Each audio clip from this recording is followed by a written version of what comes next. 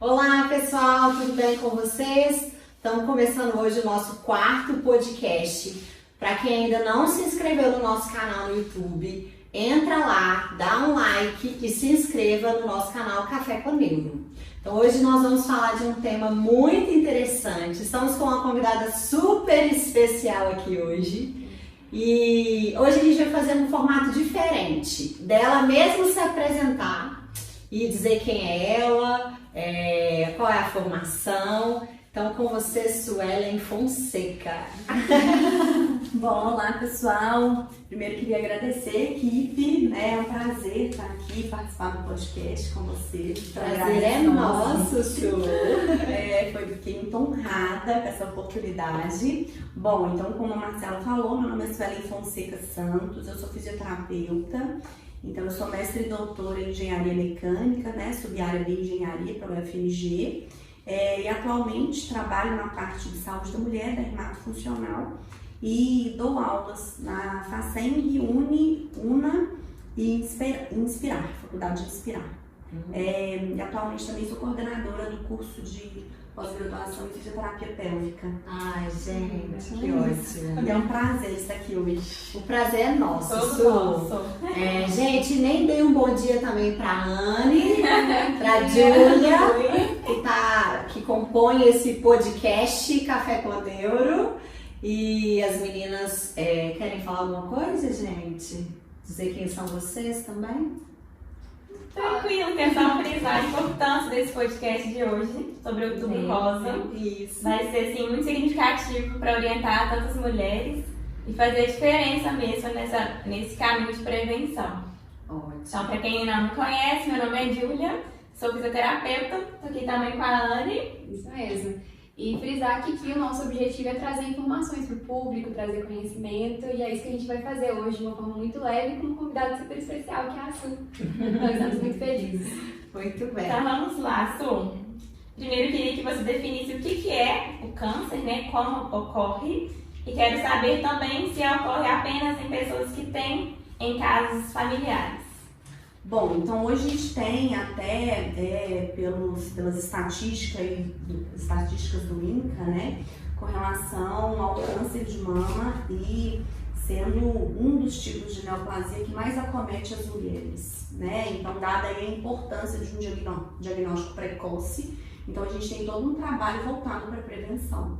Então, o câncer de mama, ele é um tipo, de neoplasia que hoje em dia tem cura. Então, há um tempo atrás, falava-se de câncer, ou mesmo as pessoas nem gostavam de falar, é aquela doença, porque é como se quase assinasse um atestado de óbito. E hoje em dia não, o diagnóstico precoce faz com que você tenha um tratamento efetivo, que você realmente alcance a cura, dessa condição.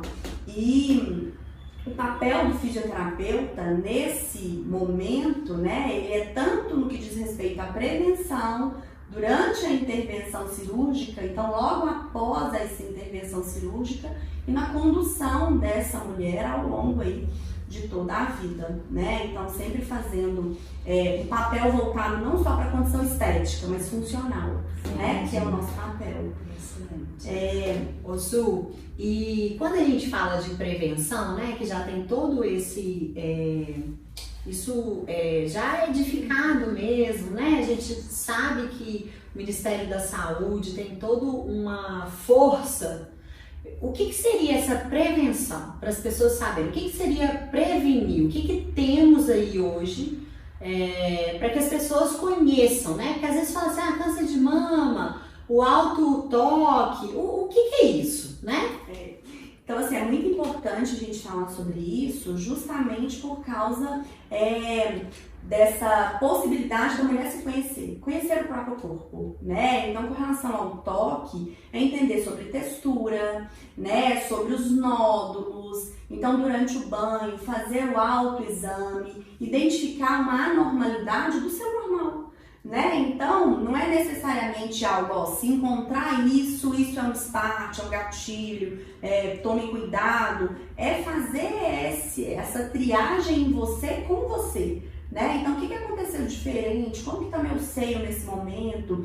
Então, é muito comum as pessoas tocarem e falar, eu acho que eu tô com um nódulo, eu consigo sentir. Enquanto, na verdade, é a estrutura e a anatomia da mama mesmo, né? Então, com relação à prevenção, fala-se muito e é importante a gente sempre frisar a importância da mamografia, né? Então, é um exame de rotina que deve ser feito aí a partir, né, principalmente dos 40 anos, com uma frequência anual. No entanto, em casos quando já tem caso histórico, né, de câncer na família, principalmente de mães, tias, irmãs, aí a gente já é recomendado que seja feito a partir dos 30 anos, ou até mais cedo. Então tudo depende desse histórico. Então, essa questão... O quão interessante a gente precisa falar disso, né? Da questão do conhecer o corpo. Às vezes é um tabu, né? As mulheres falavam só que era uma coisa assim, questão de vergonha. Vergonha, não pode, né? Sim. A gente se conhecer mesmo, se tocar, conhecer se dói, se não dói, se tem algo diferente. A gente começar a colocar isso mais em prática. Até em questão de tirar alguma dúvida com alguém. Exato. Antigamente, tinha medo, né? Que sentiu que tinha algo diferente, era questão de vergonha, era questão de não poder mesmo contar pra ninguém. Exatamente. Então a gente ainda tem e enfrenta, né, esse tipo de falta de informação, né? Então o papel de vocês, o nosso papel enquanto profissionais da área da saúde é propagar essas informações, né? Que chegue à população informação de qualidade. Exatamente. Hoje em dia a gente tem um acesso muito maior à informação, mas nem sempre com qualidade, né? E a gente tem que tomar um pouco de cuidado. Porque não são todas as pessoas que têm esse discernimento. Então, tem receita caseira para isso, para aquilo. A gente tem que tomar muito cuidado. Muito cuidado. As informações serem de qualidade, né, embasadas, que isso é fundamental. E às vezes, hoje, como é fácil acesso à internet, como você mesmo disse, ou por publicidade, ou por jornais, a gente tem que ver essas fontes, se elas são verdadeiras ou não, né? Mas muito interessante. Então a gente tem o autoexame, né? E a gente não pode esquecer da mamografia. Isso eu escuto às vezes, não sei se vocês já ouviram falar isso, gente, mas por exemplo, a minha avó, na época da minha avó, algumas tias mais velhas tem muito medo. Eu escuto as pessoas falarem assim, não, eu tenho muito medo daquele exame, a mamografia, aquilo dói, aquilo é muito ruim. Como que tá hoje, né? Porque eu acho que isso tem coisas que não são tão bem fundadas, né? Essas informações. Então, hoje, como que estão os exames de mamografia? Porque eu vejo que as pessoas têm muito medo do ir fazer o exame e deixam, às vezes, isso passar, né? Isso é importante falar. A mamografia em si, né, é um exame muito tranquilo de ser realizado e às vezes é até mais fácil, vou colocar entre aspas, do que a própria consulta de rotina em ginecologista, né? Então realmente incomoda por ser uma área um pouco mais sensível, mas não, é um incômodo. Não chega a ser um desconforto tão grande a ponto de falar que tá doendo demais. Existem situações em que a mulher sente um pouco mais de dor. Isso por questões hormonais a gente consegue perceber no nosso corpo ao longo do nosso ciclo, né? Então no período pré-menstrual a gente tem o que é chamado mastodinia, que é aquela dor, né? Aquela sensibilidade mamária. Então isso pode acontecer, né? Mas é um exame que as pessoas têm uma restrição muito mais voltada para essas questões do desconforto em se expor, em mostrar o seio, do que necessariamente pelo desconforto do procedimento. Sabe? Então, assim, quando a gente fala isso, a gente enfrenta muito na área de fisioterapia pélvica. As mulheres sentem vergonha, às vezes, de procurar. E encara tudo dentro de uma normalidade, né? Isso que aconteceu comigo é normal, também eu já tive 3 filhos, então é normal. Então, a gente sai de duas questões. Uma coisa é ser comum, outra coisa é ser normal, né? Então, essa questão de dor, a gente, enquanto mulher, tem que entender que não é normal você ter dor, né?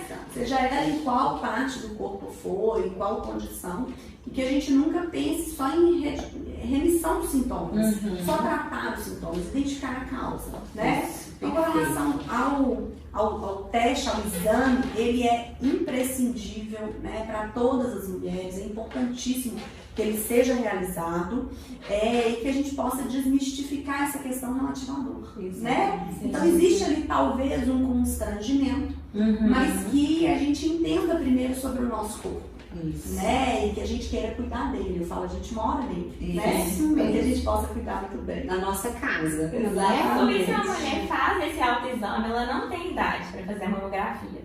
O que ela tem que perceber nesse autoexame para sentir essa real necessidade de, opa, tem que fazer esse exame da mamografia? Então, com relação aos sinais, né, e sintomas, aparece uma mudança na textura. Então, a gente tem alterações da textura da região da mama. Pode aparecer, eles falam muito, né, câncer não dói. Então, não fique com medo, câncer não dói. Mas é uma área que você está sentindo uma dor que ela é diferente do que você já sentia, independente de ser câncer. Então é importante fazer um exame para identificar o porquê, qual o fator causal dessa condição álgica, dessa dor, né? Então, mudança na textura, possibilidade, né, da percepção de nódulos. Então é importante fazer esse autoexame, esse toque. E é aquilo que eu falei, uma triagem de você com você. Não é colocar no meu seio, no seio da minha filha, no da minha mãe, identificar a diferença entre elas. É em você com você. Né? Então, olha, eu não percebi que eu tinha essa condição. Né? Tem parecendo um caroço, tem uma bolinha, tem uma área que está um pouco mais enrugada, né? Um pouco mais seca, alguns aspectos. Algumas manchas, então isso já é um indicativo de que deve procurar, né, por ajuda. Então, marcar um exame. Dentre eles, a gente tem a mamografia. Sim. Cor, temperatura, tudo isso pode variar. Tá? A gente está atento a isso, é muito importante, né? Por isso a gente tem que se olhar, né, gente? Exatamente. Olhar no espelho, se tocar. O corpo da gente, ele fala, né? E achar que é normal ou o não compartilhar, às vezes, com outras pessoas que podem ter experiência, né? Um amigo, um colega, um pai, uma mãe, uma tia. A gente precisa falar sobre isso, né? Desse autocuidado, de procurar o sistema de saúde. Nós temos esse caminho, né? Da saúde da mulher. Então, assim, não é uma desculpa que não tem tratamento, né? Isso, com certeza. E é uma questão também relativa ao histórico. Então, se eu já tenho na minha família um histórico, né, de câncer de mama, então isso faz com que a gente tenha, né, um olhar diferenciado com relação, né, a esses sinais. Então, a mínima percepção de alteração que seja procurado exatamente. Agora, eu acho que um ponto que a gente podia falar, vou passar um pouquinho antes da Anne, que me veio aqui na cabeça, que eu acho que é interessante. A gente sabe que a porcentagem, né, é maior em mulheres, mas eu acho que a gente podia falar, existe câncer de mama em homens, né? Que a gente não fala sobre isso. Exatamente. Né? Será que homem tem alguma probabilidade de ter câncer de mama, né? Já que outubro é rosa, a gente não precisa excluir ninguém, né? Então, eu acho que a gente... O que você pode falar pra gente, Su? Então, hoje a gente tem, né, uma maior incidência dessa condição nas mulheres, mas isso não exime os homens de terem também o câncer de mama. Não é tão frequente quanto, por exemplo, né, para eles o câncer de próstata ainda, né, está em alta, no que diz respeito às neoplasias, mas eles também podem ser acometidos com câncer de mama, né? Então é importante identificar esses sinais também na mama do homem, né? Na região do tórax. Então eles têm é importante que tenham essa percepção, porque é possível que tenha também, né, esse tipo de de câncer no homem. E são os mesmos sinais de uma mulher? Isso. Então a gente consegue identificar alterações no que diz respeito à temperatura, textura, possibilidade, né, de tocar ali nódulos. Eu acredito que deve ser menor ainda, né, essa taxa de homens que se tocam.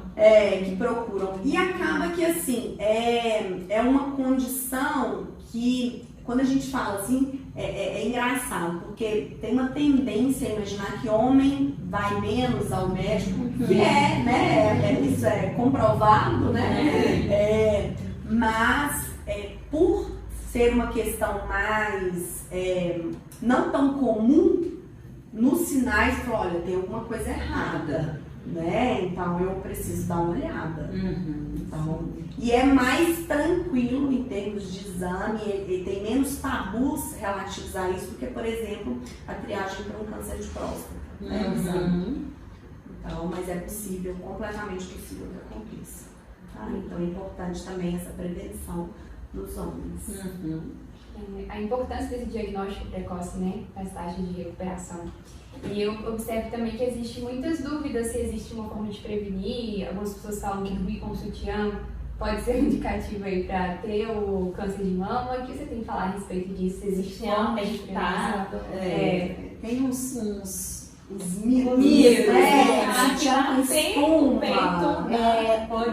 Um trauma, né? Assim, a gente escuta isso.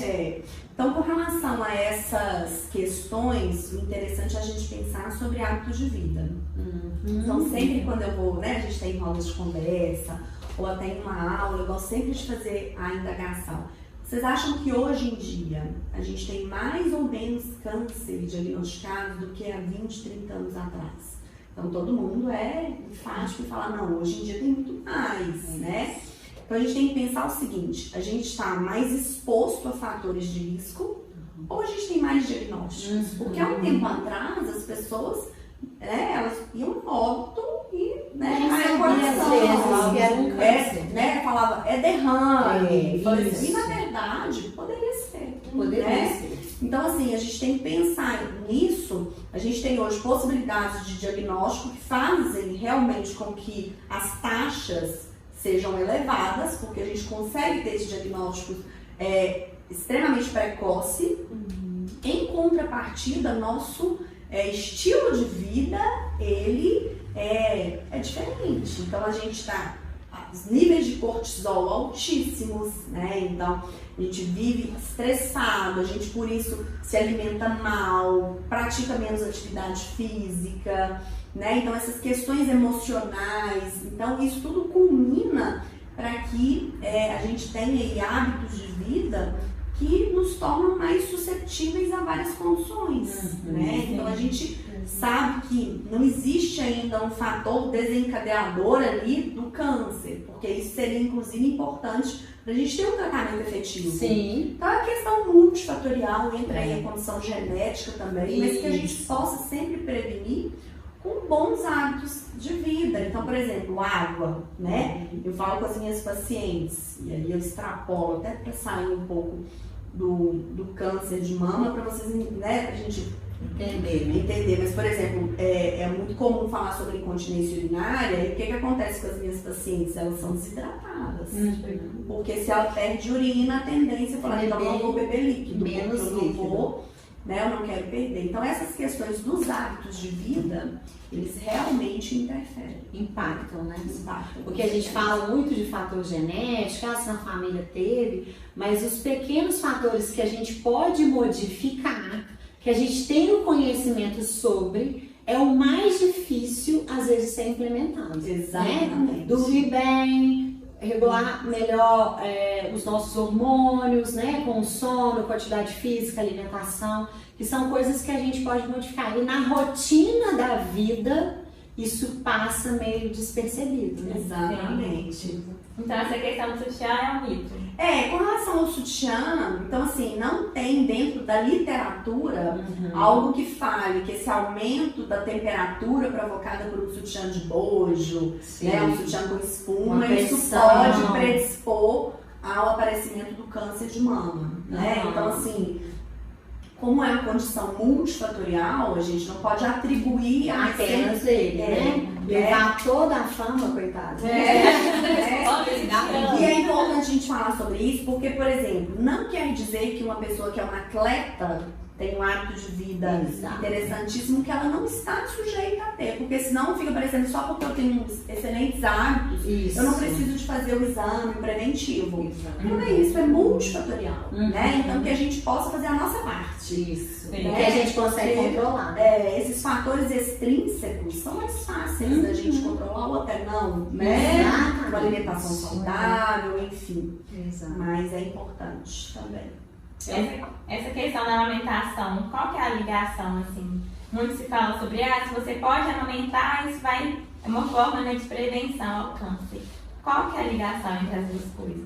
Então, tá relacionado a muitas questões hormonais, né? Então, quando você tem ali a possibilidade da amamentação, relaciona-se a adaptações endócrinas do sistema do período gestacional. Então a gente tem ali oscilações hormonais ao longo da gestação, trabalho de parto, né, no período expulsivo e no puerpério. Então isso tudo faz com que você tenha alterações corporais, mas também não quer dizer que se você amamentou, você também está isento, né, ao câncer de mama. Então, assim, são questões hormonais que podem interferir ao longo da vida da mulher. Excelente.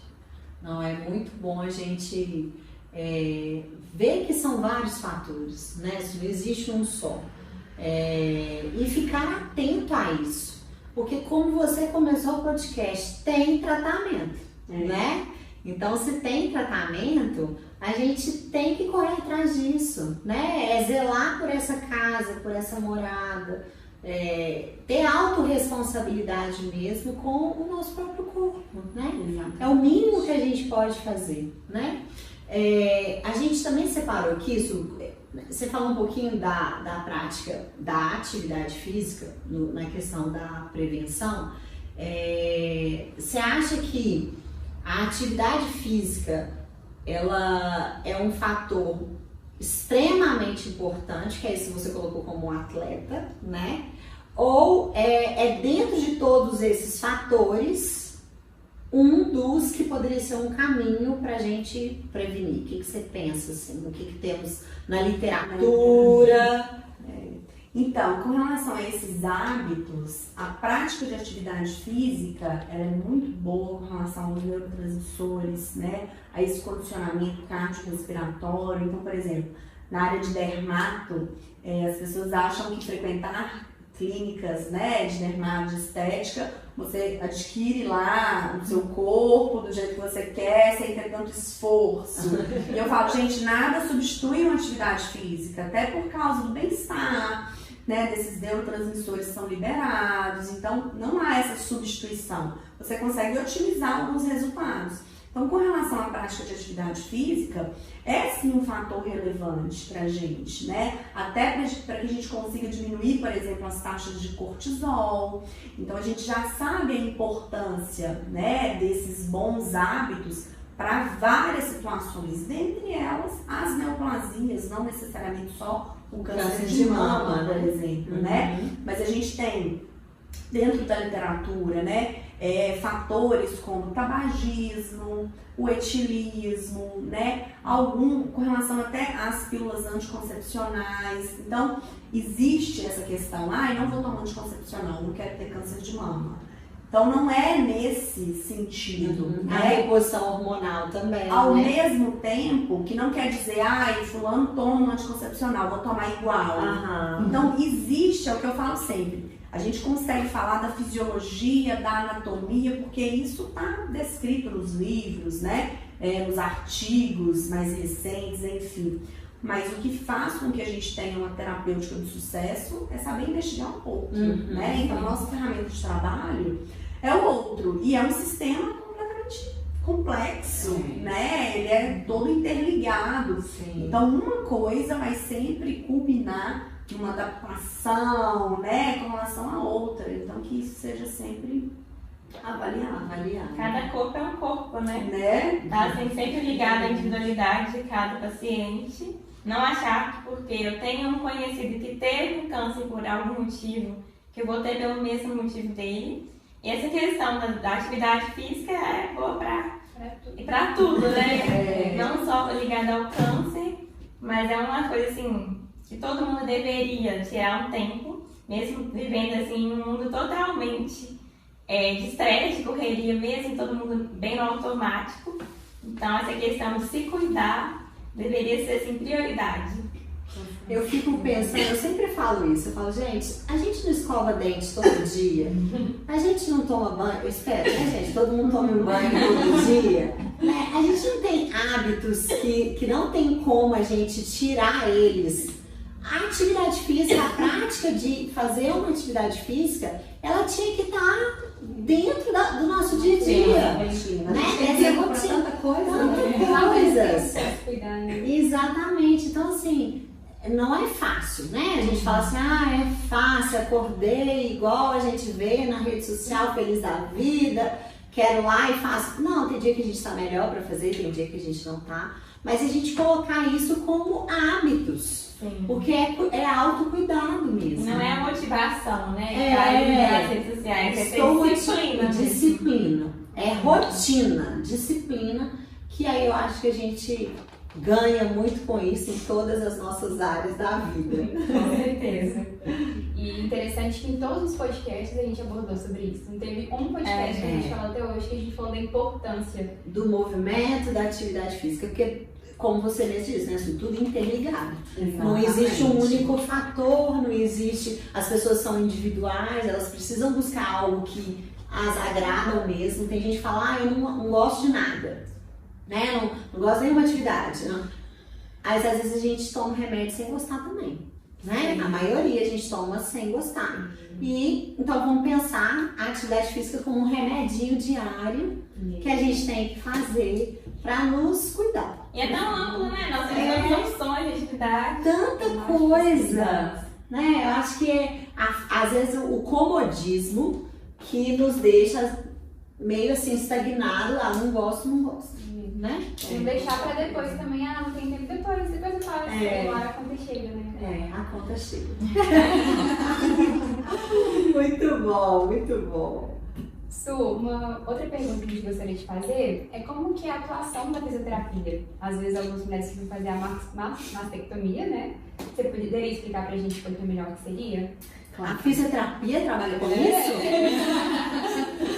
Porque às vezes as pessoas perguntam, né? A fisioterapeuta mexe com câncer, aonde que mexe, né? As pessoas não têm nem ideia. Então explica um pouquinho dessa área, né, gente? Para as pessoas saberem mesmo que existem mais uma área dentro da fisioterapia, que é ampla a fisioterapia, que cuida da saúde da mulher e da saúde do homem. Nós estamos aqui falando muito da saúde da mulher, né? O câncer de mama, que já falamos que também tem câncer de mama nos homens, mas que a gente tem esse campo de atuação. Então você podia contar pra gente? Claro.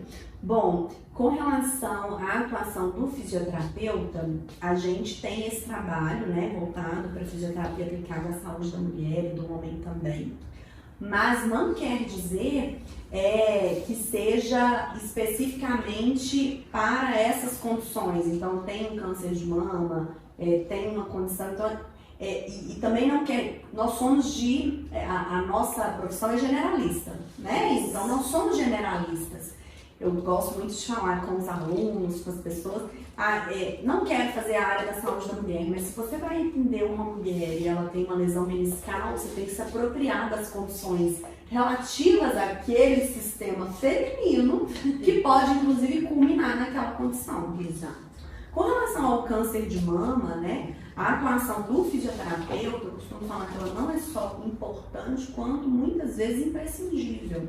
Porque quando a gente fala do tratamento, ele também é muito amplo.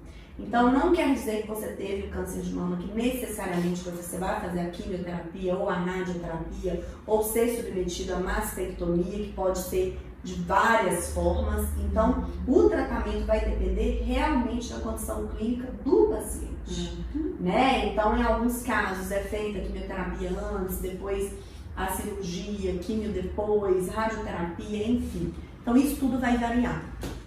Agora, com relação ao fisioterapeuta, a gente tem um trabalho, por exemplo, pré-operatório, né? Então, vai ter ali uma intervenção cirúrgica que seja feita uma avaliação da amplitude de movimento daquele membro, uma condição relativa àquele tecido, é um tecido hidratado, ele não é, tem algum tipo de fibrose, porque isso tudo vai impactar no pós-operatório, né? Então, hoje, a gente extrapola essa questão de um tratamento voltado para a estética. Então, muitas mulheres se sentem mutiladas depois da cirurgia, né? Quando tem a mastectomia radical, a retirada de toda a mama, então elas perdem muito a identidade quando se olham no espelho, né? E veem ali a ausência de uma mama.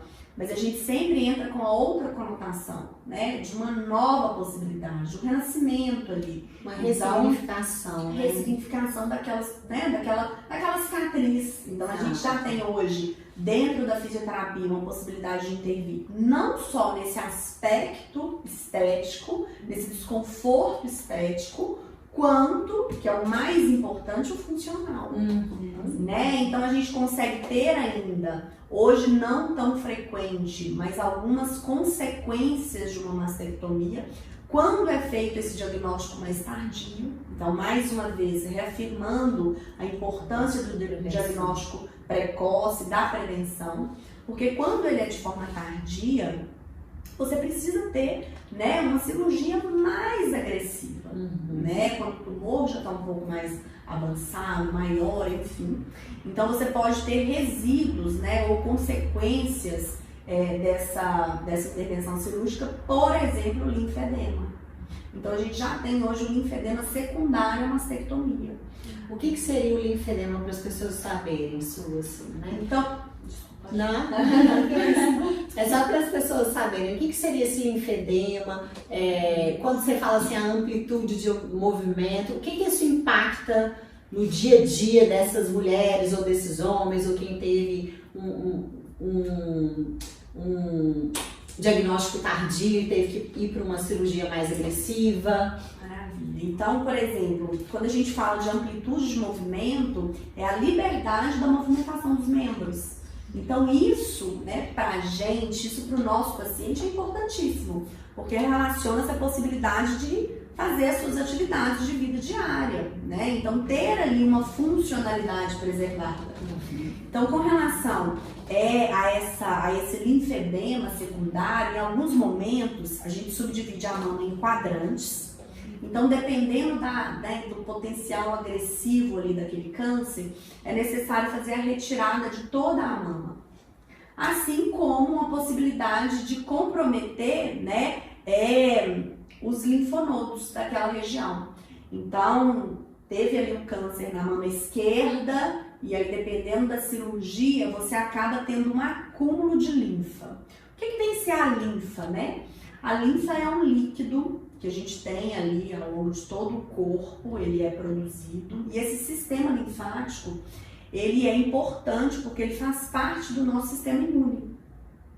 Então, a partir do momento que você tem uma condição relativa ali, né, uma alteração desse sistema linfático, isso pode comprometer a imunidade, mais especificamente até com relação àquele membro. Então, é muito comum algumas mulheres que fazem cirurgia, independente de qual seja, a orientação, evita fazer a unha, tirar a cutícula daquele membro, as injeções sempre no membro contralateral, justamente para evitar uma possível aí, né, uma porta de entrada para alguma infecção, já que o sistema imune pode naquele momento estar um pouco mais lento, nem vou falar necessariamente comprometido.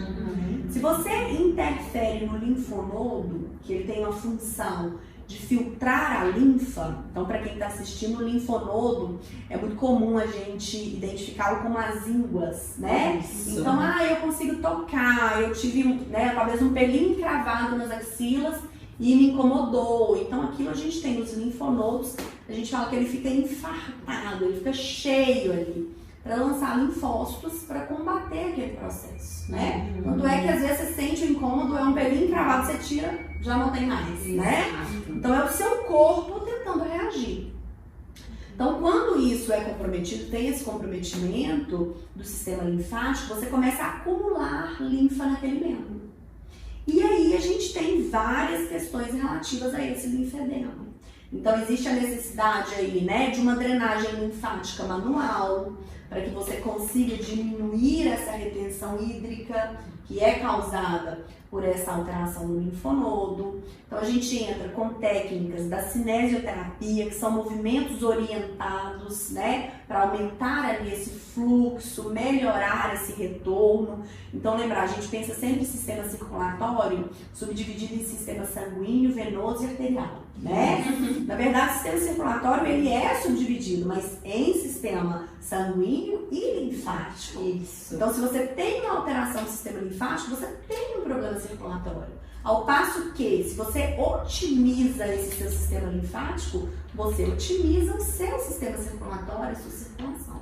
Então, o fisioterapeuta ele tem esse papel no pré-operatório, né? Ele tem um papel importantíssimo preventivo de orientação. Então, independente da pessoa querer seguir para a área de saúde da mulher, ela tem a possibilidade, por sermos mais ou menos generalistas, de propagar informação de qualidade, né? Então, de orientar, de prevenir. Ah, já teve o diagnóstico. Então, que seja feita uma orientação com relação à procura dessa ajuda, dessa intervenção o mais rápido possível, né? Então, tem um papel nesse pré-operatório, esse papel nas orientações. E aí, no pós-operatório, além dessa questão da cicatrização, da funcionalidade, manter aquele membro funcional, né? Com movimentos livres ali naquele membro. O corpo como um todo, mas mais especificamente naquele membro.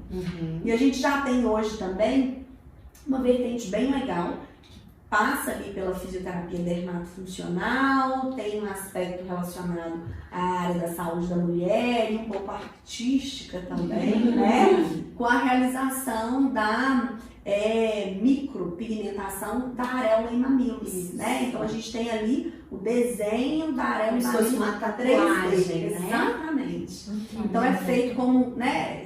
Como a Marcela falou, como se fosse uma tatuagem mesmo, para devolver ali, tentar sanar o desconforto estético de olhar-se no espelho, e por mais que seja feita a volumização com a prótese de silicone, que é possível de ser realizada, né? Mas que tem ali a possibilidade de olhar, se identificar uma simetria, se auto-identificar, exatamente. Né? Porque parece, né, que não faz tanto impacto, né? Dá essa sensação, ainda bem que tirou, né? Retirou, tem que ser eliminado, né? Mas esse autoconhecimento é uma mutilação, né? É uma amputação.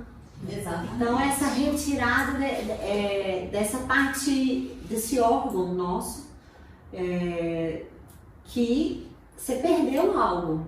Então essa ressignificação de colocar a prótese, de colocar a auréola, né, ser tatuada, micropigmentada, hoje o sistema todo de saúde ele possibilita isso hoje, né? Então, mesmo que a gente entre no processo de tratamento, a gente precisa saber que tem início, meio e fim, né? E que a vida continua seguindo. Exatamente. Então, acho que a gente precisa levar essa informação para as pessoas, porque o medo nos trava muitas vezes. O tabu de conversar, de falar, que já vem caindo por terra, que antes nem se falava no nome, não podia falar, né? Nem se perguntar, né? Como você disse, aquela doença, aquela coisa, né? Então a gente precisa dar nome às coisas, e eu acho que o conhecimento, ele nos possibilita enfrentar, exatamente, nos fortalece. Porque quando a gente fala de algo desconhecido, aí eu acho que o medo ele aparece mesmo. Então hoje a gente tem muito estudo, a gente tem várias áreas, e para as pessoas que não conheciam, a fisioterapia está aí para auxiliar, para acompanhar, para ajudar na prevenção, durante e após, para retornar todas as funções, né? A funcionalidade, retornar à vida, ressignificar a vida.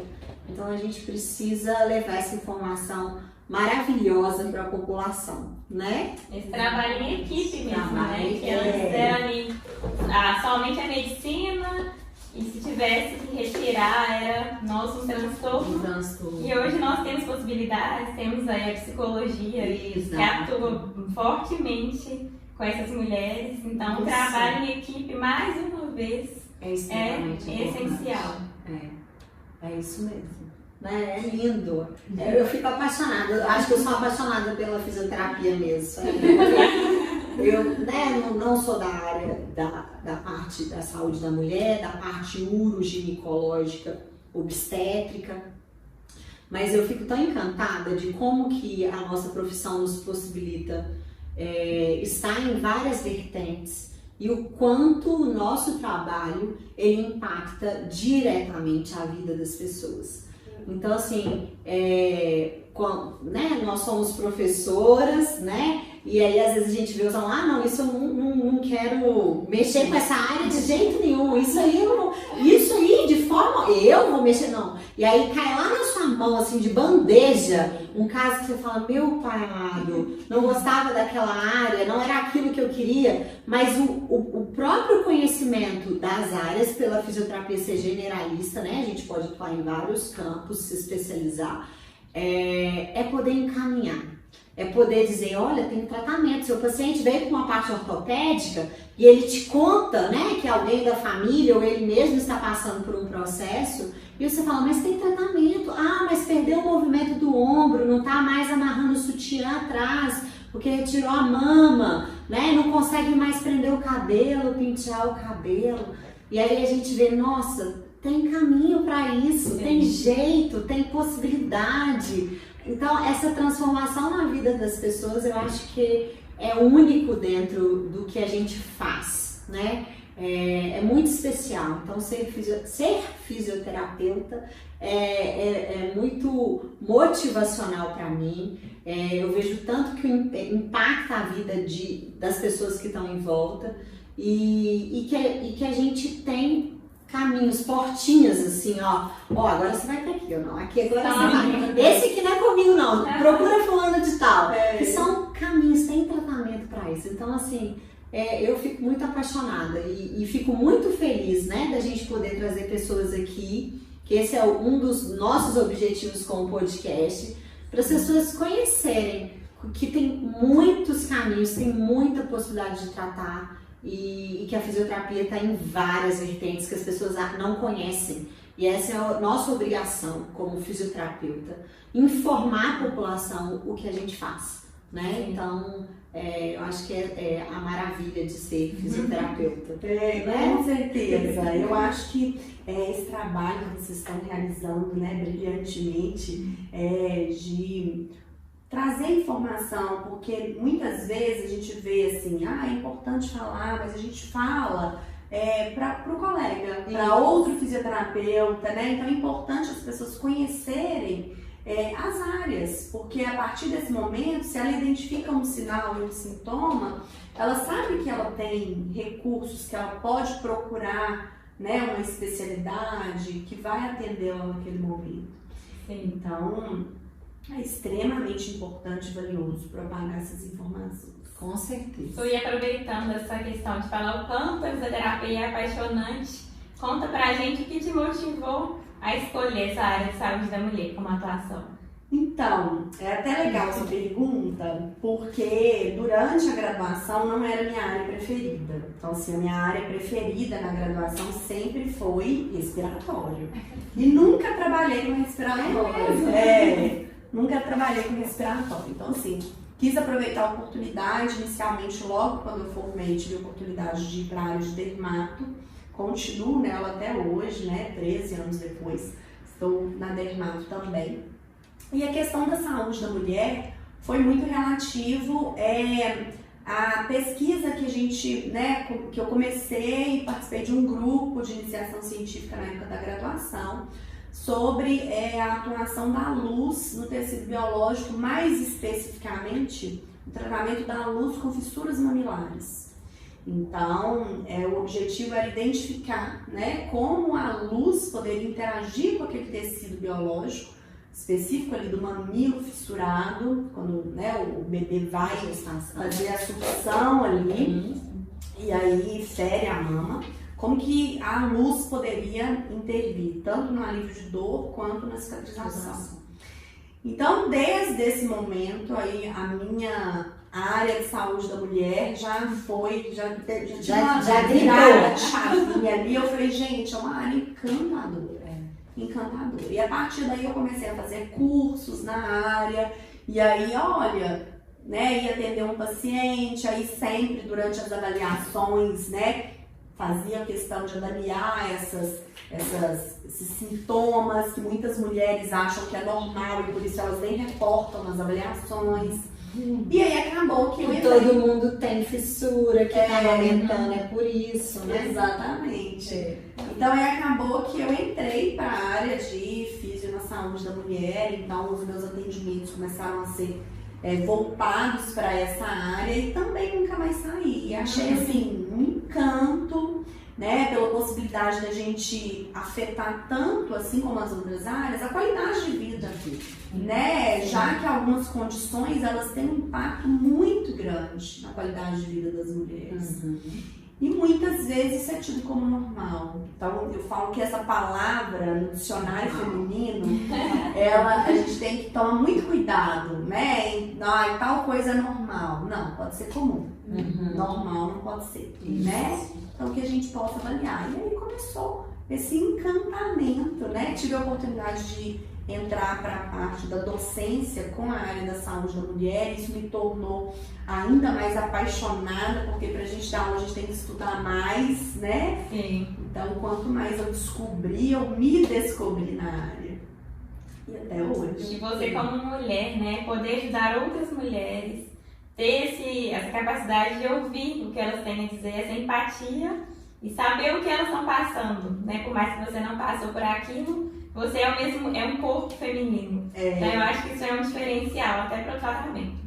E é interessante porque assim, a gente vê no consultório e isso independe de condição social, isso é com relação à informação. A gente tem mulheres que quando a gente mostra, né, aponta, então põe a câmera, mostra para ela no monitor, elas não sabem que o bebê sai para um lugar, o xixi para o outro. Então, assim, isso é muito sério. Muito comum. Isso é muito sério, né? Então, é importante a pessoa se conhecer. Até porque se a gente não tem a noção do anatômico, do fisiológico, a gente não consegue perceber o patológico. Exato.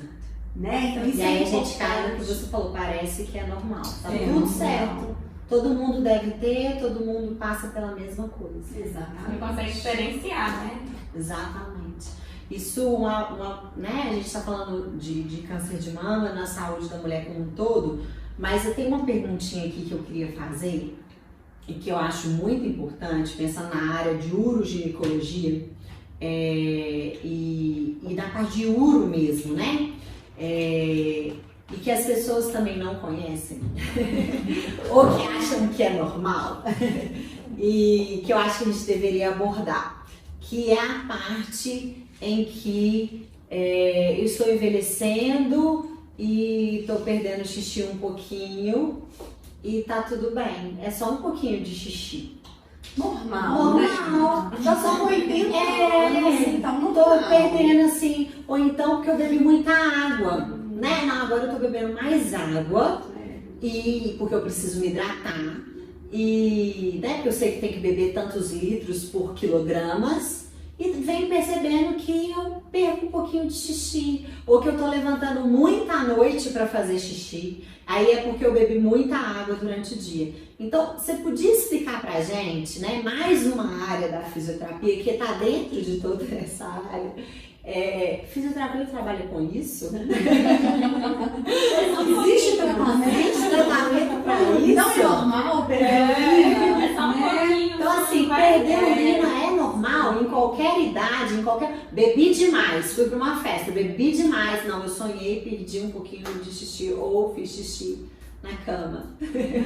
Então, sua pergunta é ótima também, né? É sempre bom falar isso, aí eu entro assim, numa área que eu amo, né? Gosto de todas, mas a questão da incontinência urinária eu gosto muito também, justamente por isso, por mostrar para as pessoas, independente de mulher ou homem, que não é normal perder urina, né? Então, pela Sociedade Internacional de Continência, a incontinência urinária, o conceito dela é, a partir do momento que você perde involuntariamente uma gota de urina, isso já é caracterizado e configurado como incontinência.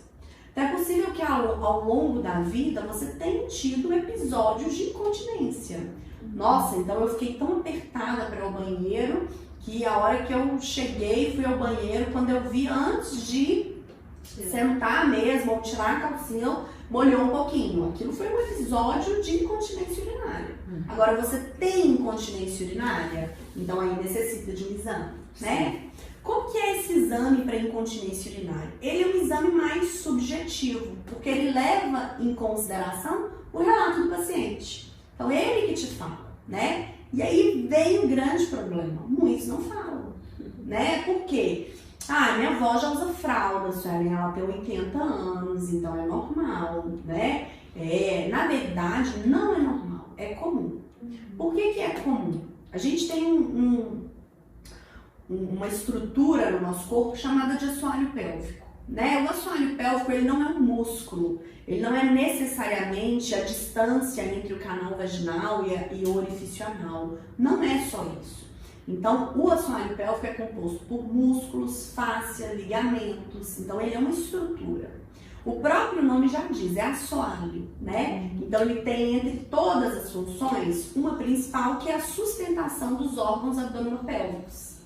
Então, por ficarmos de pé, a todo momento a gente tem incidindo ali nessa estrutura um peso.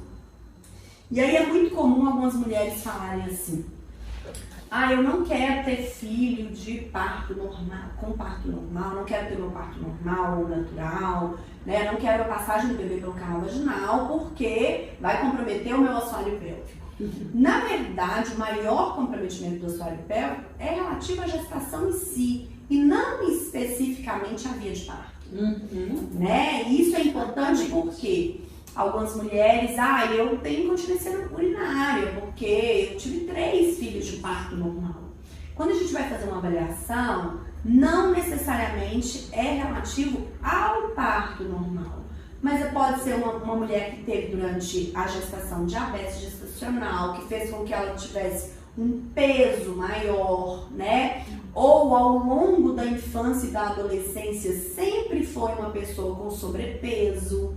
Então esse histórico, isso vai determinar muita coisa no que diz respeito a essa musculatura.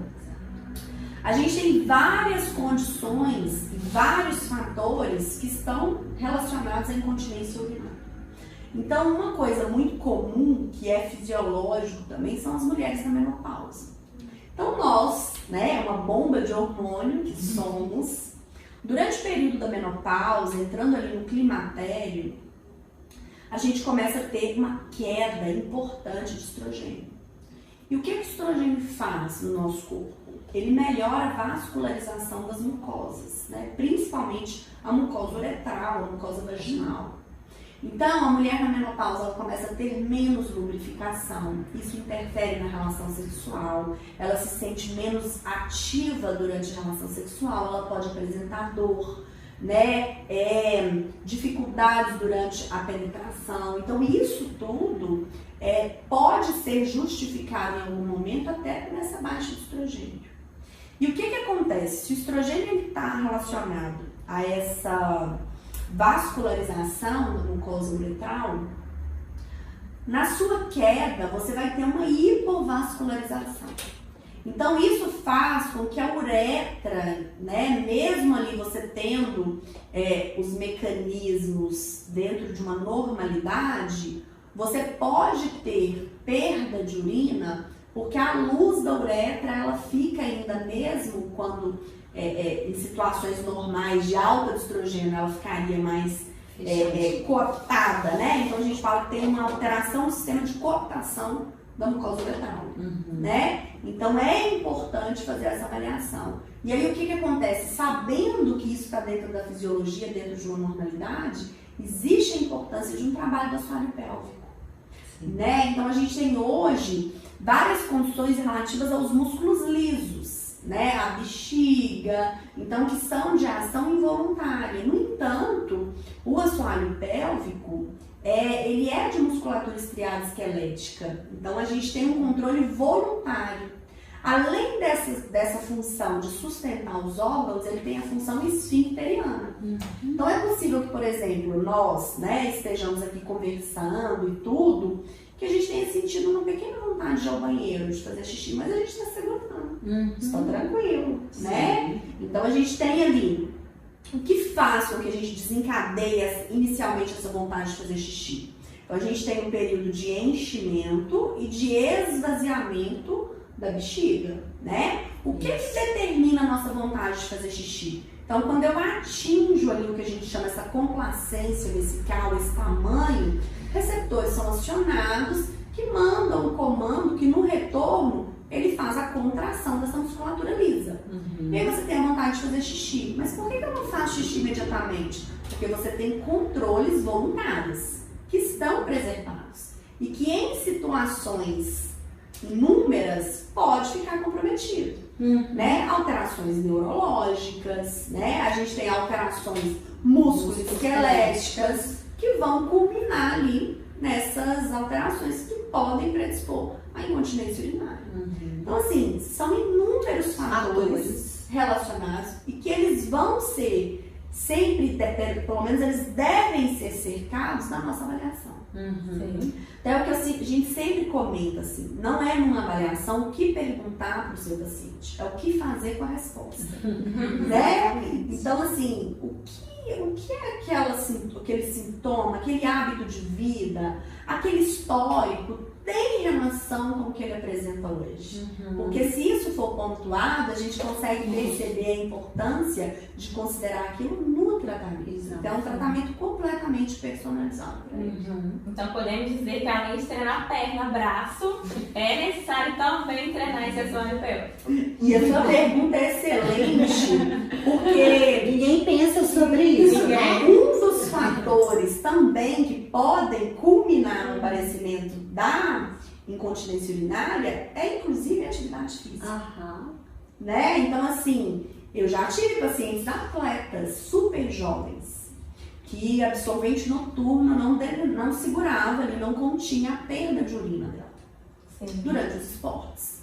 Então, se a gente entende que o assoalho pélvico ele sustenta esses órgãos, a partir do momento que você tem impacto sobre ele, seja ele por esportes de impacto, seja ele por esportes que a pessoa, para realizar, ela entra com manobras, por exemplo, valsalva, um levantamento de peso, então, né? Eu costumo brincar sempre com relação ao crossfit, a gente já tem hoje publicações com boa qualidade metodológica falando do impacto do crossfit no assoalho pélvico a ponto, né, de justificar o aparecimento de incontinência urinária.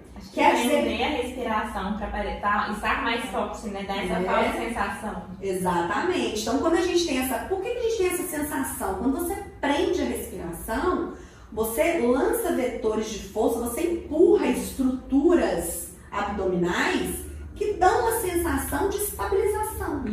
E por que isso acontece? Porque geralmente a gente não usa nossos estabilizadores naturais.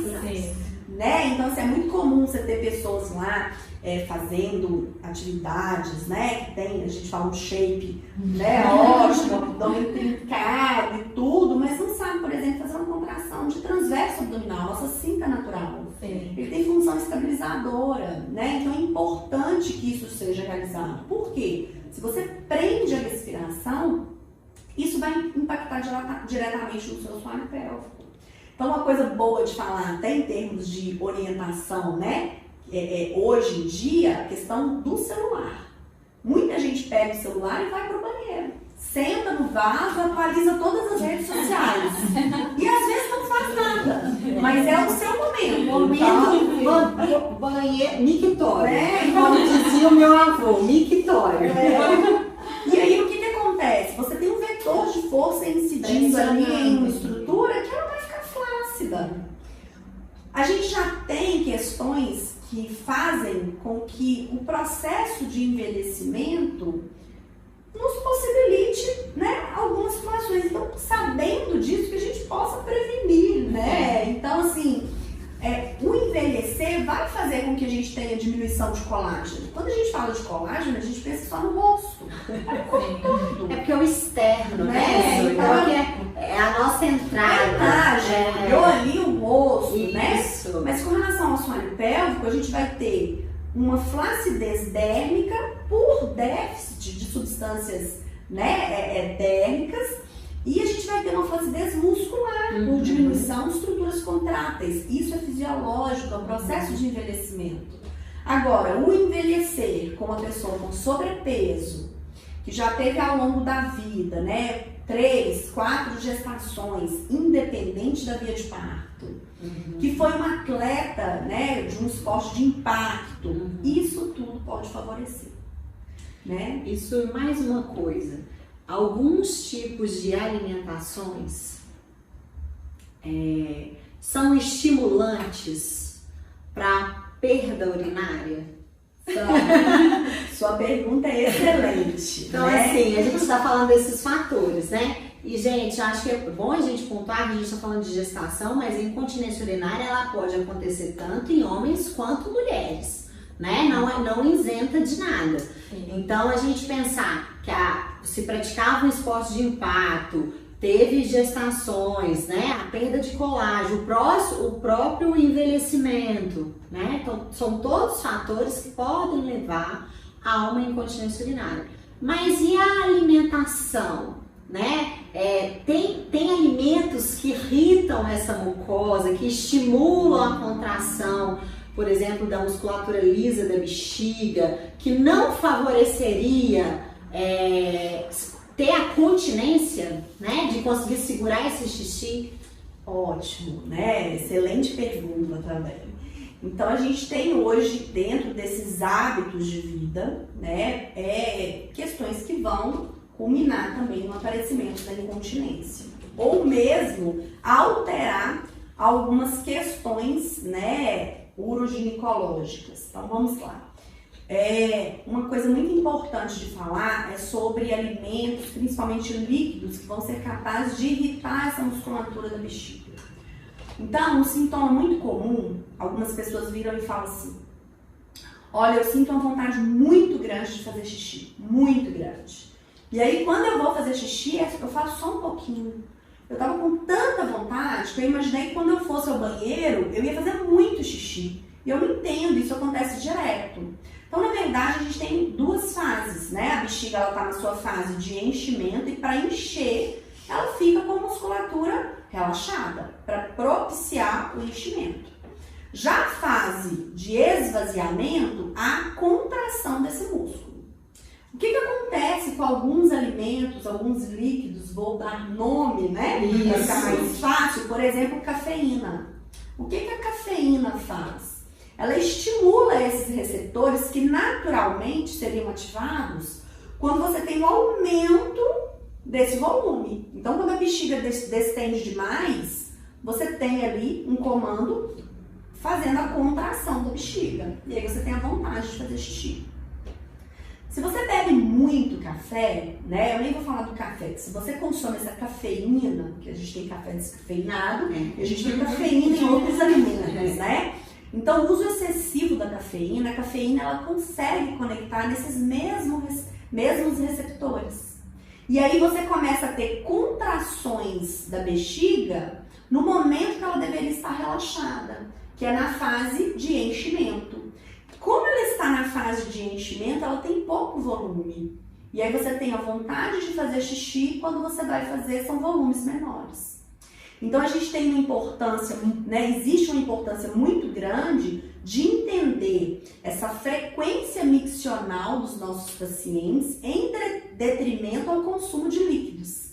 Porque não é simplesmente, quando a gente fala com o paciente, isso eu até cometi esse erro no início da minha profissão, eu falava sempre, tem que beber muito líquido. tem que beber muito líquido.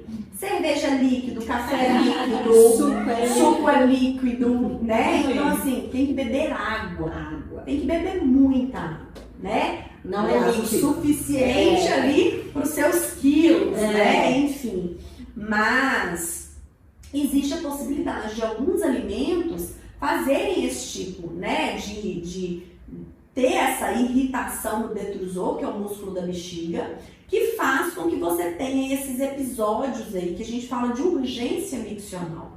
E se por acaso você ainda tiver, né, uma alteração do assoalho pélvico, que é o que tem, a gente tem o nosso esfíncter externo, a gente consegue segurar, se por algum motivo isso ainda está comprometido, aí você tem, além da urgência, a perda. E aí a gente tem um episódio de urge-incontinência. Sobre essa questão do álcool, por exemplo, muito se fala, eu bebo cerveja porque ela entra e sai.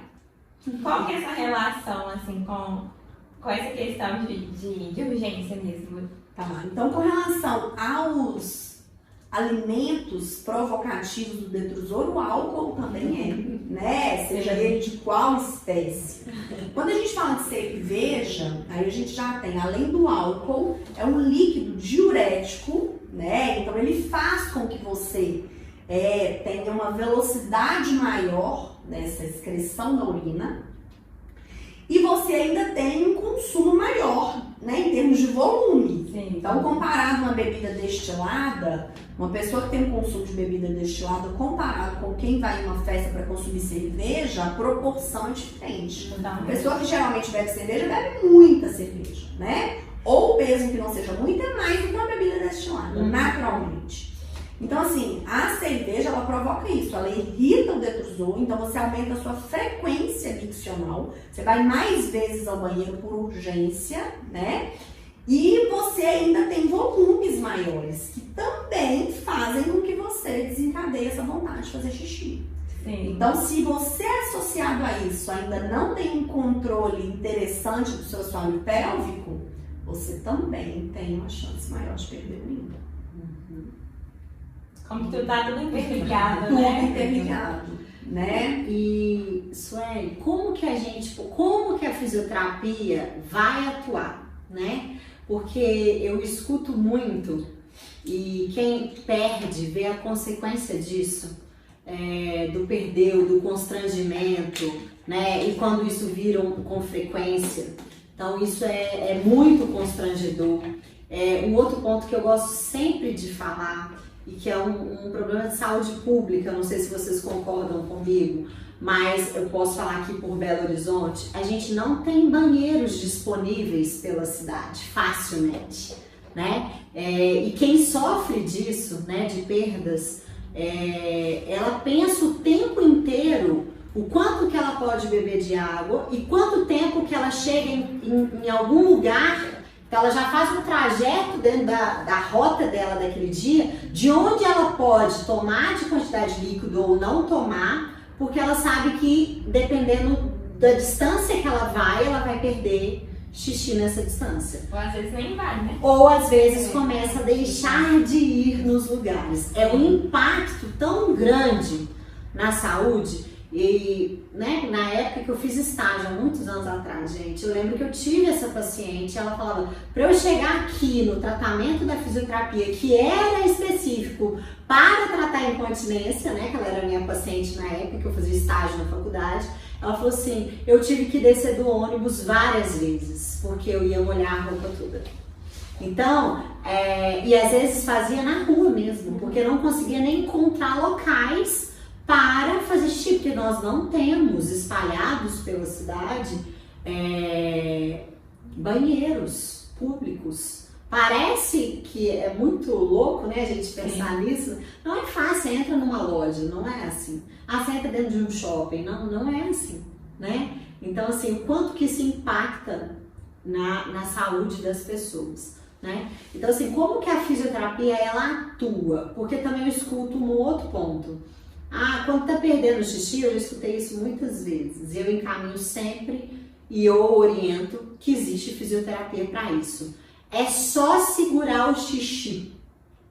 Eu não sei se vocês já ouviram isso.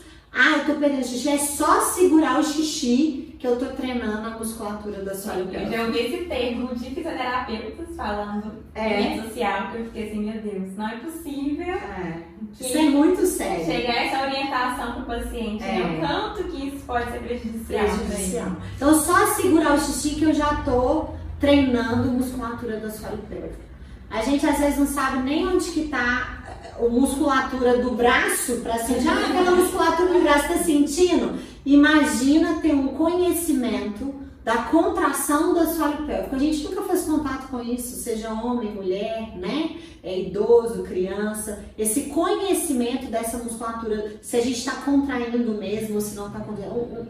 Precisa de uma percepção muito grande, de treinamento. Então, eu queria que você expusesse pra gente como que a fisioterapia atua nisso. Tem jeito de atuar nisso? Uma coisa tão profunda lá dentro, né? É só segurar xixi mesmo, a gente segura o xixi e já tá trabalhando a sua pélvico, né? Então, é muito boa a sua pergunta, Marcela.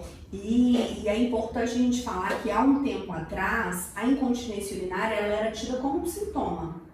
Hoje em dia, na classificação internacional de doenças, ela é considerada uma condição patológica, né? Então, a pessoa incontinente, ela precisa de tratamento, porque isso não é normal, apesar de ser comum, né? Essa vai ficar gravada, viu? Frase.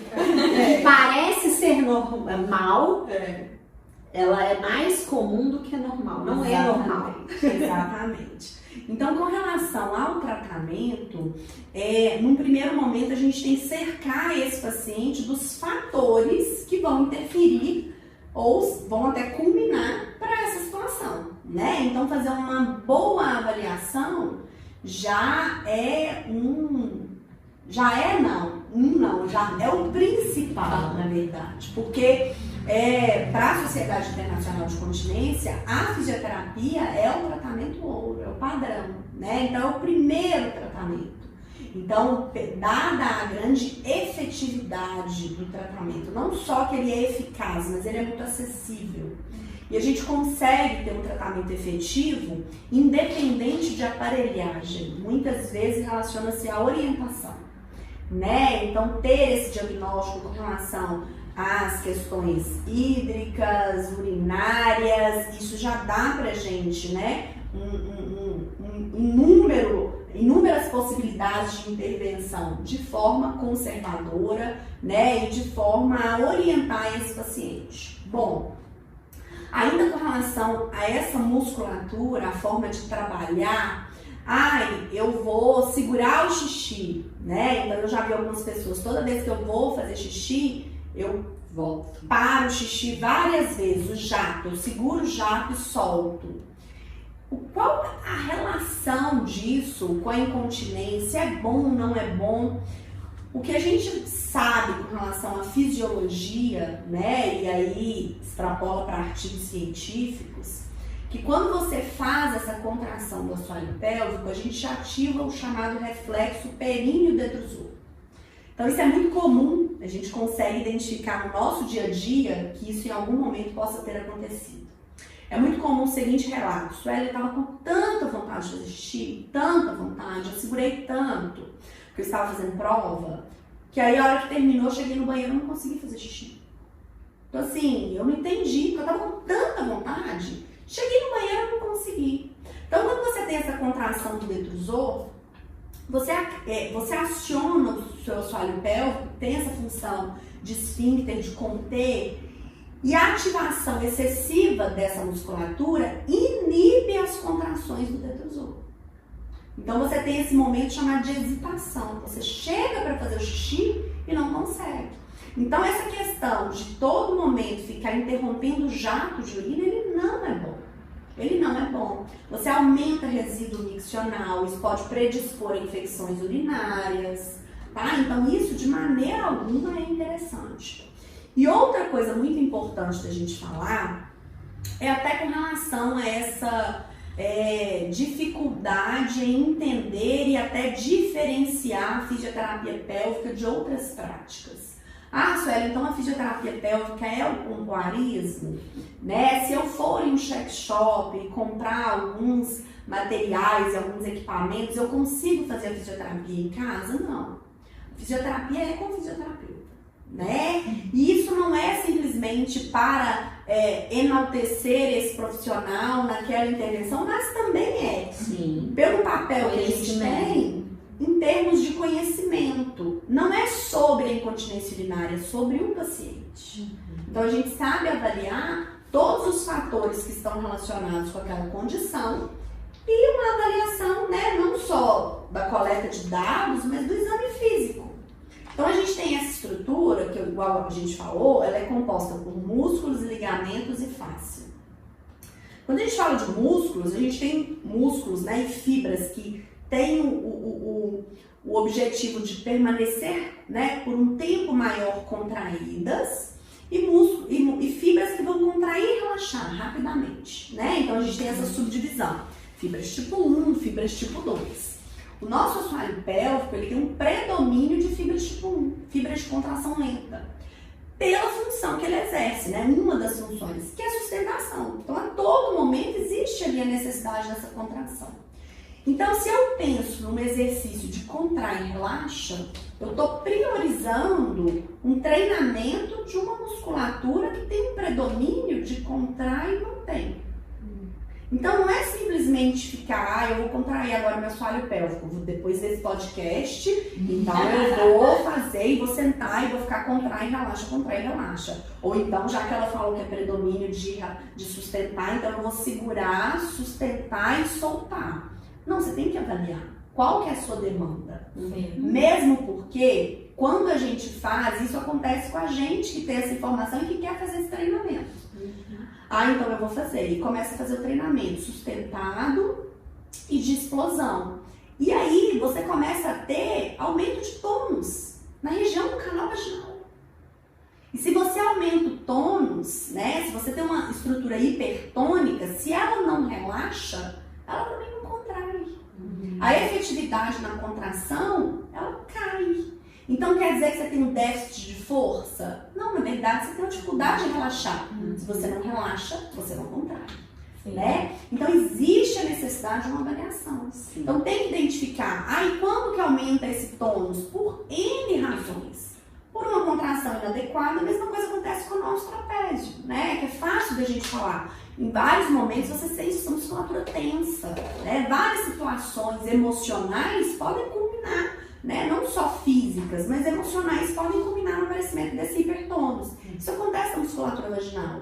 Mulheres que passaram por algum tipo de abuso, né? Questões culturais fazem, senta direito, fecha a perna, senta igual mocinha, né? Então isso tudo traz, né, e pode estar relacionado com o aumento do tônus dessa região.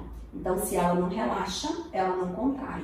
Imagina uma pessoa com essa situação, travando toda hora o xixi, né, interrompendo o jato, comprando vários artefatos para fazer contrai e relaxa, sendo que ela não relaxa. Né? Que o fator não seria questão de força. Exatamente. É o contrário, nesse caso, né, gente? Por isso que tem que passar por uma avaliação. Seria o relaxamento da musculatura para favorecer a contração. Exatamente. Então, por isso que precisa passar por um fisioterapeuta especialista nessa área. Exatamente. Né? Uma dúvida é muito comum. Se deixar, eu vou ficar te perguntando aqui até amanhã. Mas eu durmo e acordo para fazer xixi. Já é um hábito, isso ocorre 1 a 2 vezes. É normal, é comum? Me conta um pouquinho. É mais comum do que normal, né, Júlia? Sempre. Mas é ultra comum. Então, assim, essa questão de entender sobre as idas ao banheiro, a gente tem o que é chamado diário miccional. Então, a gente passa para os pacientes, então ele tem que anotar o horário de todo o líquido que ele bebe, aí ele coloca o horário, o volume e a quantidade, e o volume de urina ao longo do tempo, né? E isso é importante porque a gente começa a identificar, olha, você ficou um intervalo grande sem beber nada, ou então por que você foi ao banheiro a cada 15 minutos, né? E isso nos dá vários dados, né? E a gente começa a se cercar deles para poder fazer a nossa intervenção. Agora, quando você acorda muito à noite para ir ao banheiro, você tem um impacto no seu sono. E a gente sabe a grande importância do sono para a qualidade de vida do paciente, né? Para a nossa qualidade de vida. A Organização Mundial de Saúde, ela preconiza que a gente deva dormir em torno de 8 horas por dia. O dia tem 24 horas. Então, teoricamente, a gente passa 1/3 da vida na cama, dormindo. Sim. Se não for de qualidade, você vai ter um impacto em todas as outras áreas da sua vida. Então, a subdivisão do sono entre sono profundo, né, o sono REM, o sono não REM, você precisa ter não só uma quantidade de horas, mas uma qualidade em termos, né, de barulho. Tem gente que tem um sono mais leve, tem outras pessoas que não, enfim, mas que ele tenha essa possibilidade de transitar entre o REM e não REM para que você realmente descanse. Então tem pessoas que, por exemplo, vão dormir 8 horas da noite, acordam, né, às 20 horas de um dia, acordam às 8 horas da manhã do outro dia e falam assim, nossa, acordei péssimo, não dormi nada. Mas como assim? Você dormiu 12 horas. Então não é sobre quantidade, é qualidade. Sim. Você acordar à noite, isso interfere na qualidade do seu sono, que consequentemente vai interferir nas outras áreas. E por que a gente acorda para ir ao banheiro? Vários motivos, né? Um deles, comportamental. Você acorda, você sempre acordou para ir ao banheiro, você vai continuar acordando, né? Você acha que não tem problema, então, levantei, tô com vontade de fazer xixi, pronto. Eu gosto sempre de citar o meu exemplo, né? Então, eu sempre estudei de manhã, minha vida inteira. Então, 6 horas da manhã era meu hábito de fazer xixi. Vira e mexe, eu acordo 6 horas da manhã para fazer xixi, né? Então, assim, agora, sabendo dessas questões, estudando, sendo da área, eu vejo que não precisa, né? Agora, o que a gente tem que entender sobre a nossa rotina? Muitas vezes a gente projeta a ingesta hídrica e a hidratação para o final da tarde. Então a pessoa, é muito comum, a gente já pode ter passado por isso, chega à noite e fala assim, gente, eu não bebi um copo de água hoje. Hoje eu não bebi um copo de água, né? Como que eu ainda estou fazendo xixi? Então a gente começa a ter reabsorções ali de várias coisas, dos alimentos, enfim, né? Então a gente sabe da importância da água para inúmeros fatores. E aí o que acontece? Se você bebe muita água próxima da hora de dormir, é possível que você vá acordar à noite para fazer xixi. Outra questão, tem gente que tem o hábito de jantar, né? Então, janta, quando eu falo jantar, assim, coisas relativas a proporções, né? Exorbitantes de sódio. Então, você tem uma demanda para acordar à noite e beber água. Assim, acontece, aumentou o soluto, tem que entrar com solvente. Você vai ter essa necessidade. Acorda com a boca seca, muita vontade de beber água. Eu sempre tenho uma garrafinha do lado da cama. Também é um hábito inadequado. A gente não tem que acordar para beber água nem para fazer xixi. Uma vez ou outra isso vai acontecer. Eu fui num churrasco, comi churrasco o dia inteiro. A gente geralmente acorda à noite para beber água, para fazer xixi, né? Consumir uma quantidade de álcool, de cerveja. Então, dependendo da rotina daquele dia, isso pode acontecer, mas que não se torne um hábito. Acordar à noite para fazer xixi não é o ideal. Então, você tem episódios de noctúrio, quando você acorda demasiadamente à noite para poder fazer xixi. É mais comum e entra talvez em uma normalidade em gestantes, ao final do período gestacional. Ela tem um aumento da frequência de ir ao banheiro, porque o útero gravídico, né, ele impede ali a distensão dessa bexiga. Então a gente aumenta essa frequência urinária. Todo momento você tem vontade de fazer xixi, né? Mas em termos não gravídicos, isso para homem e para mulher, não é interessante acordar à noite, nem para beber água, nem para fazer xixi. A noite foi feita para dormir, exatamente, né, gente? A noite foi feita para descansar, para recuperar, para um novo dia. Então foi feita para dormir. E acordar com essa necessidade é seu corpo pedindo socorro, né? Essa necessidade de beber água. Exatamente. A gente falou um pouco sobre a incontinência urinária de urgência, mas também tem disposto que está relacionado à atividade física, às vezes com uma sobrecarga, um exercício mais pesado, e também pessoas que tossem ou espirram e tem a perda urinária, que também é uma disfunção, né? Tem alguma estratégia também que a gente pode ter durante um espirro, durante uma tosse, alguma estratégia que a gente pode tomar para diminuir essa sobrecarga, tanto abdominal, né, desse cinturão abdominal que você mencionou. Então a gente tem o assoalho pélvico, que tem o esfíncter, que não é só uma saída, né, tem a saída urinária, tem uterina, no caso feminino, também fecal. Cada um é um músculo que está ali trabalhando, né? Você poderia dar alguma orientação? Claro, então a gente tem essa subdivisão, né, dos tipos de incontinência. Então a gente tem incontinência de urgência, quando você tem muita vontade de fazer um xixi e perde urina. A gente tem a de esforço, que durante o aumento da pressão intraabdominal, você pode ter a perda urinária, então tossiu, espirrou, então tem aquela tia, nossa, ri tanto que eu fiz xixi na calça, né? A risada, ela aumenta a nossa pressão intraabdominal, né? Então imagina a pessoa que ri demasiadamente, tem gente que dá gargalhadas ao longo do dia, tem gente que tem tosse crônica, né? Tem várias alergias, então espirra muito. Isso tudo está impactando no assoalho pélvico. Então, por exemplo, durante tossir, espirrar, quando a gente tosse, a gente sente esse vetor de força, né, na estrutura ali abdominal, fazendo força contra essas regiões, né, à frente os abdominais, atrás o paravertebral, a musculatura, né, posterior, o assoalho pélvico para baixo, o diafragma para cima. E o que acontece, por exemplo, durante uma tosse? Se esse vetor de força ele tem, né, essa incidência culminando ali no assoalho pélvico, se a gente lateraliza um pouquinho o tronco e tosse, você também lateraliza o vetor de força. Então, sempre gestantes a gente ensina essa estratégia. Pessoas que tossem, têm essa tosse crônica, a gente faz essa estratégia. Não quer dizer que, por exemplo, eu carregar um peso, vou lateralizar muito. Também não é nesse caso, né? Porque aí a gente já entra em condições musculoesqueléticas importantes. Mas essa questão de tossir, a gente tem essa estratégia para poder ensinar. E aí, com relação ao carregar o peso, é nunca prender a respiração. Essa questão da consciência corporal ela é tão importante para essa área que quando a gente fala com a mulher, contrai então a região do assoalho pélvico, a gente explica o que ele é e tudo, ela não sabe. Então a gente não sabe o que é o assoalho pélvico, né? Se ele é um conjunto de estruturas e a gente tem uma demanda não tão grande intencionalmente, a gente começa a compensar. Então a gente usa glúteos, a gente usa os adutores, né, os internos aqui da coxa, a gente usa estrutura abdominal. E isso tudo sobrepõe a ativação do assoalho pélvico.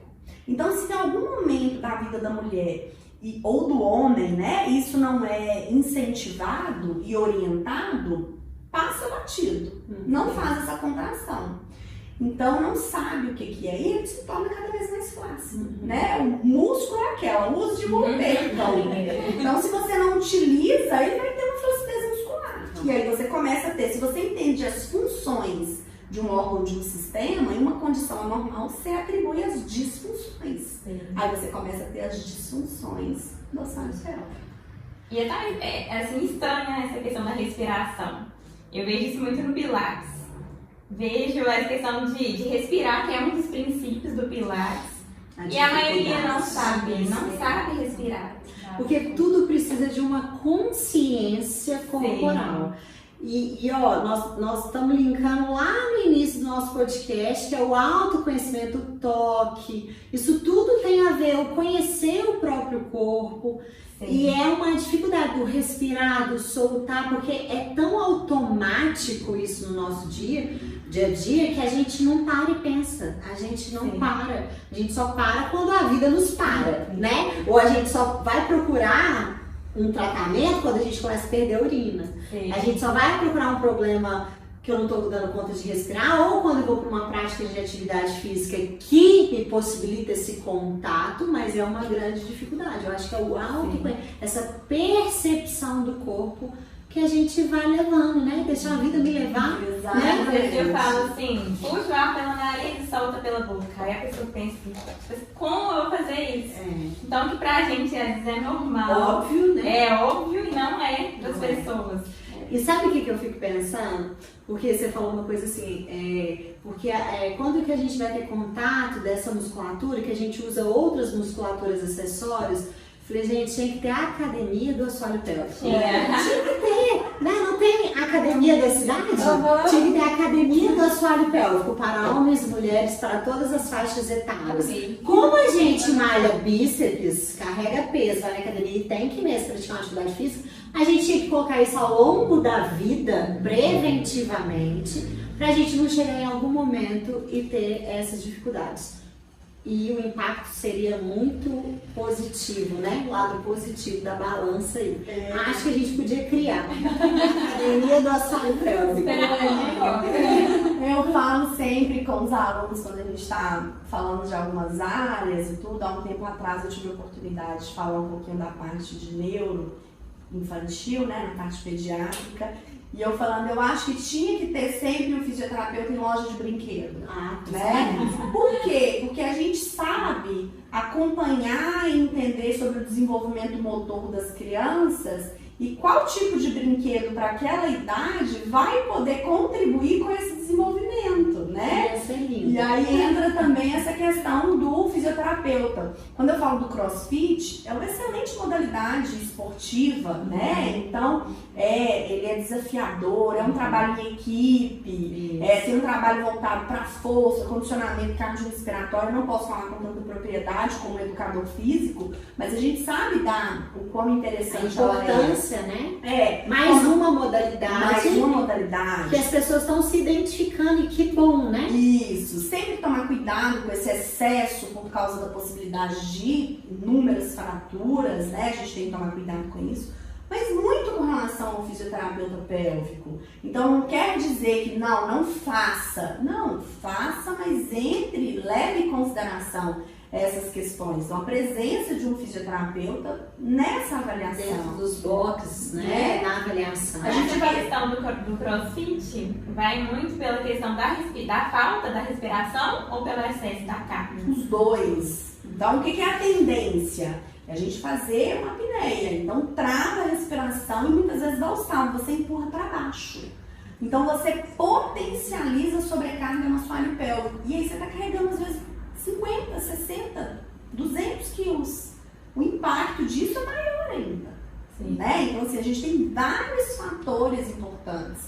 Então quer dizer que eu vou deixar de fazer? É igual as atletas. Imagina, eu já tive atletas de vôlei.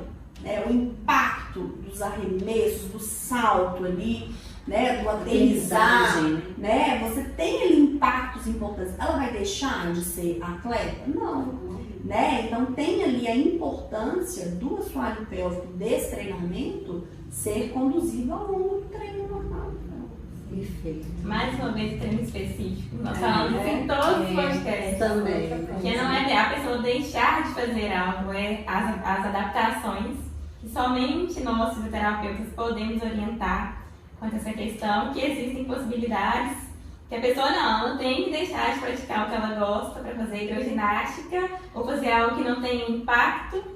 E é isso, tem que ter sempre esse acompanhamento, né? E dar especificidade, né? Aquela terapêutica. Então isso personaliza o tratamento, isso traz o paciente para dentro da nossa conduta, ele fideliza com o que você propõe e, consequentemente, o resultado ele é mais rápido e mais efetivo. Perfeito. Su, a gente queria muito te agradecer. A gente ficaria aqui mais umas 10 horas conversando, porque o assunto é muito vasto, né? Aqui se a gente fosse pensar no iceberg, a gente estaria falando lá da pontinha dele, porque ele é profundo, ele precisa ser discutido, ele precisa ser disseminado. A gente precisa que essa informação chegue nas pessoas, que tem tratamento, que tem a fisioterapia para auxiliar, que a gente precisa buscar profissionais específicos das áreas e que não tem que ficar segurando xixi, que não tem que ficar perdendo urina, né? Que não tem que deixar de fazer o esporte que quer, que tem tratamento após o tratamento, o câncer de mama, no pré, durante e após. Que tudo tem um caminho, né? E que a gente está nesse caminho para auxiliar as pessoas. Então, muito obrigada pela sua disponibilidade, por trazer informações tão relevantes, científicas, com evidência aqui nesse bate-papo gostoso. que você nos proporcionou. Então, muito, muito obrigada mesmo. Que é isso, eu que agradeço o convite das 3, né? Foi um prazer estar aqui nessa manhã. Desejo vida longa ao podcast, né? A esse time que vocês formaram brilhantemente, sempre levando informação de qualidade, trazendo tratamentos inovadores, eu sempre fico acompanhando, né? E que delícia, eu acho que é sempre bom a gente trocar informação, eu sempre aprendo muito. A gente fala, né? Quem não senta para aprender, não levanta para ensinar. Exatamente. Então, sempre aprendo muito. Hoje foi muito bom trocar essas informações com vocês e é isso, queria agradecer, foi um privilégio, uma super oportunidade, estou muito feliz. A gente que agradece. Onde que as pessoas podem te achar?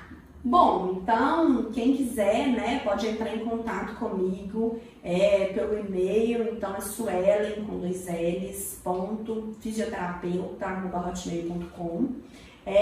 Pode me encontrar nas redes sociais, então estou no Instagram como suelen.fonseca. E aí, né, pode deixar um recado com relação aí ao canal, que eu entro em contato também. Ótimo. Tá bom? Anne, onde as pessoas te encontram? Então, mudei meu arroba para ver se o pessoal era um pouco difícil. Anne Veloso.gv e também no consultório Marcela Fantauzzi Reabilitação. E você, Júlia? Coisa boa. No consultório também, como a Anne já disse, e no meu perfil profissional, doutora Júlia Magalhães. Muito bem. Então, nosso Instagram é @MarcelaFantauzzi Reabilitação. Entre lá, não deixem de se inscrever no canal do YouTube, curtir, dar um like lá e compartilhar o podcast aí com várias pessoas, que são informações muito importantes. E aí a gente se encontra no próximo, gente. Nos curte lá, viu? Pra você, uma lembrancinha sua, Ai, carinho. gente, que gentileza! Por essa manhã maravilhosa. Nossa, que lindo! A gente fica muito feliz. Obrigada por ter aceitado. Muito bem! Obrigada! Então até o próximo, não deixe de nos acompanhar por lá. Tchau, Logo mais tem gente. novidades. Isso mesmo, gente. Um beijo Tchau, pra vocês. beijo. Tchauzinho. Tchau. Ê!